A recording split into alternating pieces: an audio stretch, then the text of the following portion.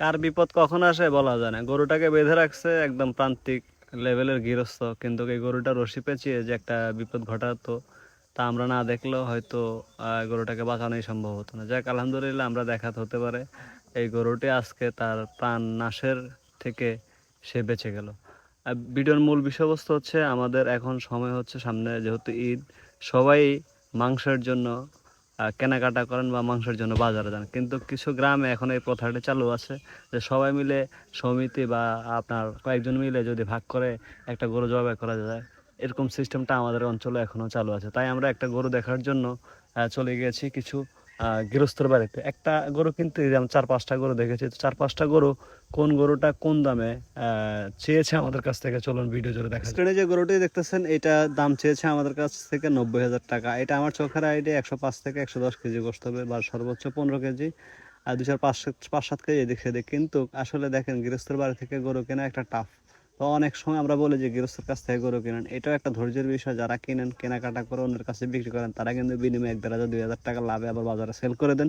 কিন্তু যদিও এটা আপনার যদি যথেষ্ট সময় থাকে, এটা আপনি নিজেও করতে পারেন, কিন্তু এটা একটা ঝামেলার বিষয়। হাট থেকে যেমন রেডিমেড জিনিস কিনতে গেলে 2-4-5-10 হাজার টাকা বেশি লাগে, ঠিক আপনি গৃহস্থের কাছ থেকে কিনলে 1,500-2,000 টাকা কম দিয়েও কিনতে পারবেন, কিন্তু ঝামেলার শেষ নাই। দেখেন মানুষের বাড়ির চিপা চাপা মানে চষে বেড়াচ্ছি ঈদ মৌসুমে, এখন নিজের গ্রাম মুক্ত বাতাস সব কিছু মিলে ভিন্দাস। দেখেন এই যে গৃহস্থের আরও 2টা গরু, এগুলো ছোটো ছোটো গরু, যদি এগুলো বিক্রির জন্য দেখায়নি, এগুলো জাস্ট আপনাদের দেখানোর যে একটা গৃহস্থ কীভাবে কোন পরিবেশে গরু লালন পালন করে। ঘরের পালার পাশেই সুপারি গাছে বেঁধে আছে। এই দেখেন গ্রামের একদম মুক্ত একটি নীলিভা, এটা দেখতে আসলে উপভোগ করার মতো।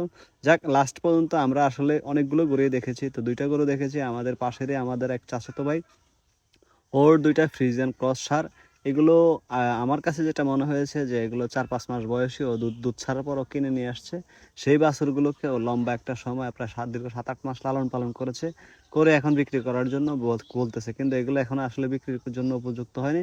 এগুলো বিক্রি করতে হলে ন্যূনতম আরও অন্তত 1 বছর বা 1 বছর প্লাস 2 দাঁত হওয়ার পরে এগুলো সেল করতে হবে। এই সারগুলো এই যে দেখেন, এই বাড়িটার ভিতরে আমরা এখন যাব। এই সারগুলো হচ্ছে এই সামনে এই বাড়িটা দেখেন কি সুন্দর। টমেটো কৃষক গ্রামের চাহিদা অনুপাতে তারা তৈরি করে থাকেন। এটাই হচ্ছে সেই বাড়ি। সেই বাড়িতে দেখেন এই গোয়ালিতে এই 2টা গরু বাঁধা আছে। এইগুলো এখন পর্যন্ত দাঁতে এনে, সর্বোচ্চ বয়স 15 মাস, ও পালন করে 10 মাস, আর যখন নিয়ে আসছে দুধ ছাড়ার পর এগুলো 4-5 মাস।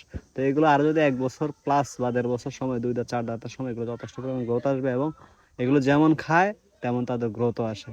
তো অনেকেই অনেক ধরনের ভাবে গরু লালন পালন করে থাকেন, তো তারা আসলে খুবই টানাটানি পরায়ণ সংসার, তারপর 2টা গরু ফ্রিজিয়ান পালতেছেন, ওই পরিমাণ যথেষ্ট পরিমাণ খাবার দাবার দিতে পারতেছে না। তো সেই 1,70,000 টাকা চায়, যেটা আমাদের পুষলো না।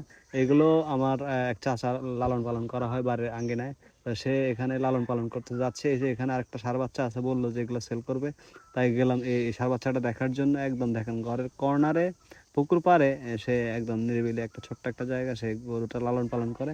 এখানে এই ষাঁড় বাচ্চাটা একদম ছোট, এটা আমাদের পোষাবে না, আমরা এটাকে দেখছি না, কারণ এটা 50 থেকে 55 কেজি হয় কিনা সন্দেহ। যাক, ফাইনালি আমরা এই গাভীটাকে নির্বাচন করেছি, এবং এই গরুটাকে আমরা 55,000 টাকা পর্যন্ত দাম বলেছি। এটা 85 থেকে 90 কেজি গোস্ত হবে। তো এই গাভীটাই ফাইনালি নেওয়ার চিন্তা ভাবনা। দেখা যাক, সবাই ভালো থাকবেন, সুস্থ থাকবেন। ভিডিওটি ভালো লাগলে অবশ্যই শেয়ার করতে পারেন।